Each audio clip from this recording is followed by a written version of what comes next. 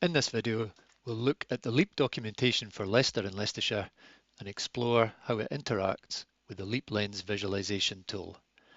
So we're on the Greener Future Leicestershire website, and we want to look under Local Area Energy Plan and select the Leicester and Leicestershire LAEP.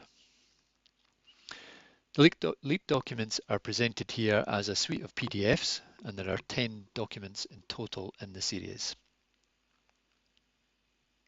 Let's start by looking at the main Leicester and Leicestershire LAEP, which presents the overarching picture and narrative for the whole area. So I'm going to right click on this here and open in New tab.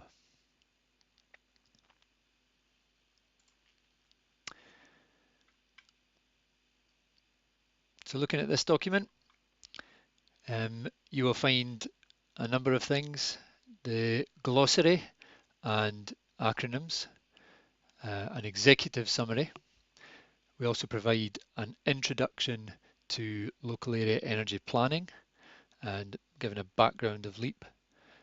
And we provide the local context for the area, which includes the present day geography, characteristics, emissions, and the policy context. A key part of the main LAEP document is the Sustainable Energy Pathway, which sets out the main interventions required to reach a sustainable energy system by 2050.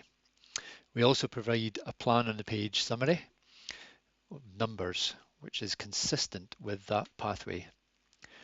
And lastly, we include an implementation section to help stakeholders move from the strategic view of the LAEP into tangible action. And this includes looking at the investment opportunity that awaits the local area and the co-benefits that this can bring, such as jobs creation and improved air quality. We have a brief look at the document structure. This graphic sets out how the LAEP documents are arranged.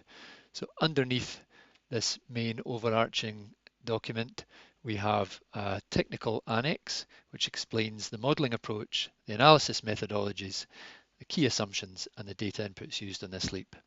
There is then one annex for each of the 8 local authorities across Leicester and Leicestershire. These annexes are visual spatial summaries that elaborate on the interventions specified in the main document, and we will come to those later. Let's briefly look at the executive summary plan on a page.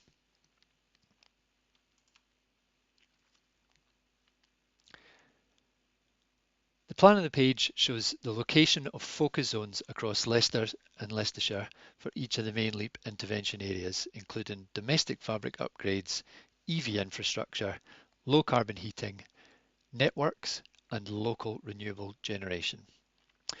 Around the outside of the map, we see the key numbers that are derived from the LAEP modelling scenarios, which form a statistical evidence base supported by other analysis methodologies explained in the technical annex. For example, in pink, we see the recommendations for domestic building fabric retrofit would include 74,000 wall insulation upgrades in fuel-poor homes by 2033. Other highlights to draw out would be the near-term recommendation of at least 840 gigawatt hours of local renewable generation by 2030, rising to 2,600 gigawatt hours by 2050, and at least 48,000 domestic heat pumps by 2030, rising to between 200,000 and 400,000 by 2050.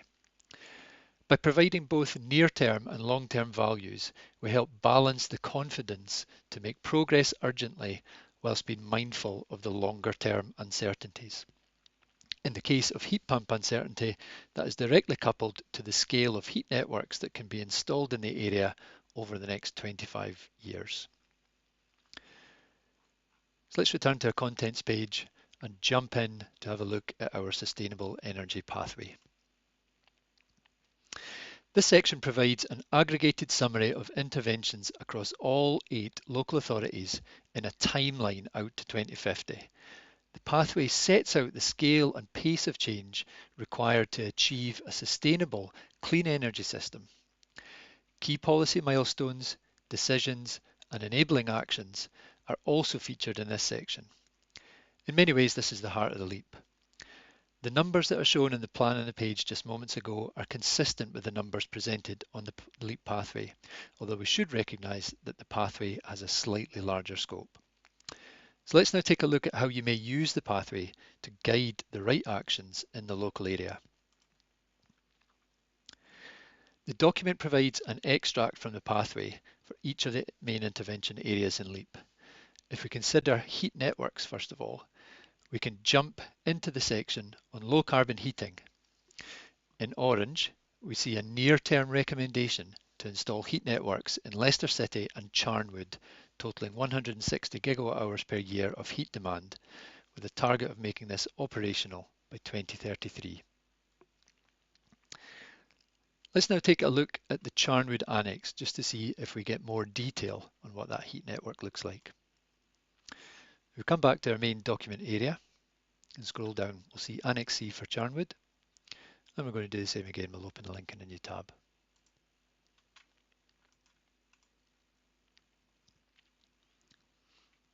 Each of these local authority annexes has a similar structure to the main document, but keeping things mainly spatial and visual. So there is a pathway included within each annex, and we can see in Charnwood's pathway in orange here, ID A13 is a heat network with at least 89 gigawatt hours per year of heat demand, and that's also showing completion by 2033, consistent with the main pathway. Let's now take a quick look at the Charnwood plan on a page. And note here, that same heat network appears 89 gigawatt hours per year by 2033. And in our focus zones on the map, we see in orange the location for that heat network, and we see the pathway ID A13 is provided alongside that. And that allows us to synchronize between the pathway and the plan on the page for the main focus zones and interventions in LAEP. If we now move down to look at that district heat network focus zone in more detail, again, we should expect to see the same figures around here. So here we see our 89 gigawatt hours per year, in this case expressed in megawatt hours.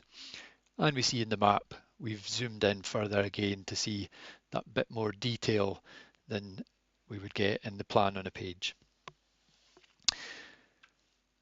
So from this point, we can now jump into the LAEP Lens visualization tool. So by clicking on these maps in any of the focus zones within the annexes, we get the option to jump into LAEP Lens.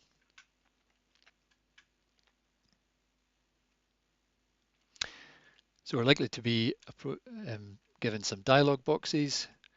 We don't need to restore our previous session. And if we want here, we could have a look at the definitions that are provided for focus zones and for candidate projects that are within focus zones. And these definitions are given in all of the LAEP documents as well.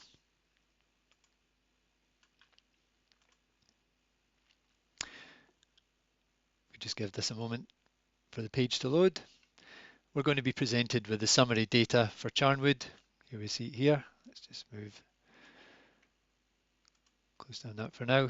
So we can see the whole of Charnwood, and we can see our focus zone points exactly as we saw in the LAEP plan on a page.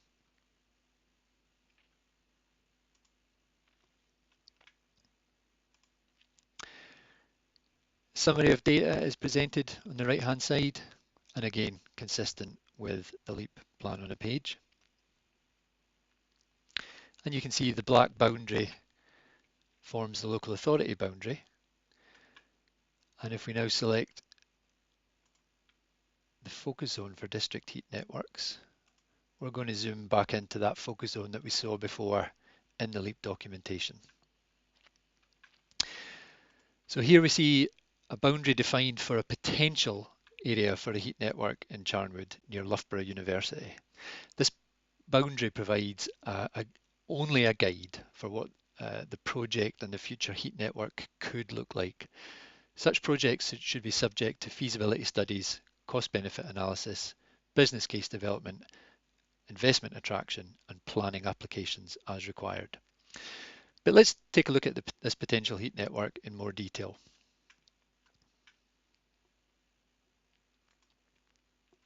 So if we bring up our data layers and expand our focus zone configuration for the district heat network. We may want to look at individual buildings within the heat network. So we can easily change the order of the layers so that we can look at that. So we can bring this to the top. So the layers are superimposed on one another, and the top layer of data always takes priority. So by moving the district heat network buildings to the top, it means that we can select any individual buildings from within the heat network and take a look at some of those properties, the type of building, its energy demand, and other features. We can also see the heat network analysis. So this will tell us the annual heat demand for these buildings, and it also gives us an indicator of confidence based on our scenario modeling from the LAEP. And in this case, it tells us that in 79% of the 50 scenarios that we modeled, a heat network is both cost and carbon effective option for the future low carbon heating for this particular building.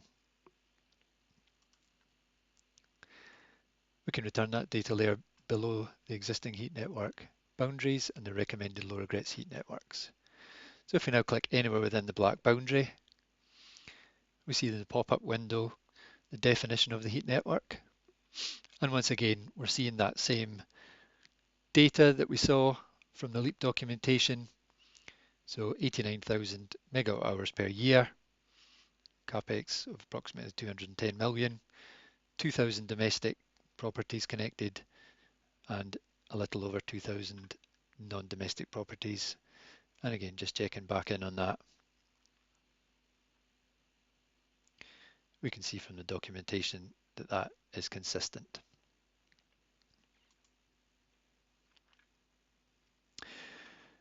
So you may recall we also have heat network potential in Leicester city centre.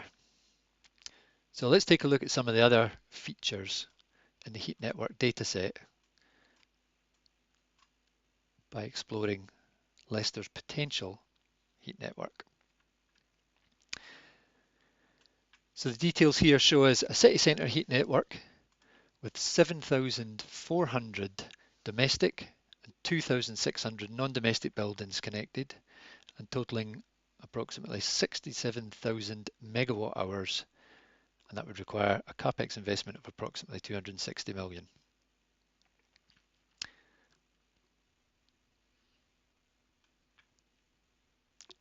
We can also change our data layers to look at some of the other features related to heat networks. So we just bring up our legend first of all, just to see what we were looking at here. So in black, we've got the recommended low regret heat network boundary. And in blue, we've got the boundary for existing heat networks across Leicester. So this is telling us that our recommendation is well aligned to an area where there are already heat networks. So for project development, we could be looking at the expansion of existing heat networks, or we could be looking at deployment of new heat networks. And that would require feasibility studies and other analysis just to make that decision. But the LAEP certainly guides the strategic direction for what would be appropriate from a cost and carbon viewpoint. We can also highlight from the dataset potential anchor loads. So if we return to our heat networks data layers, we can turn on anchor loads. So potential anchor loads from in and around the vicinity of the heat network. You can interrogate each of the anchor loads to see potential energy demand and other features such as building types.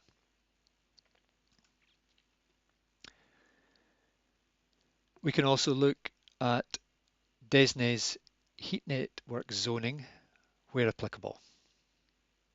So the colours are a little faint here. I'm just going to turn this, zoom out a little bit here.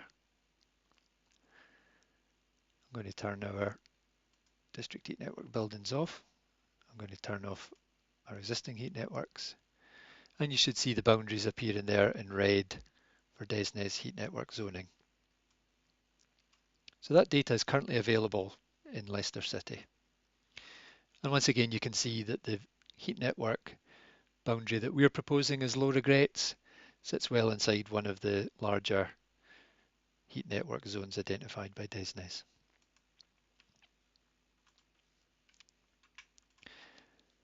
And lastly, we can also turn on the heat network planning database data. Let's just zoom in a little bit. So this is going to give us the location of heat networks that are either awaiting construction or have an application submitted or have an application withdrawn.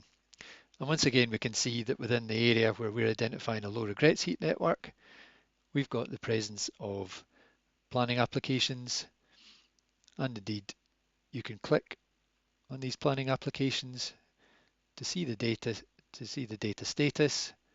It will tell you things like the technology type, primary fuel type.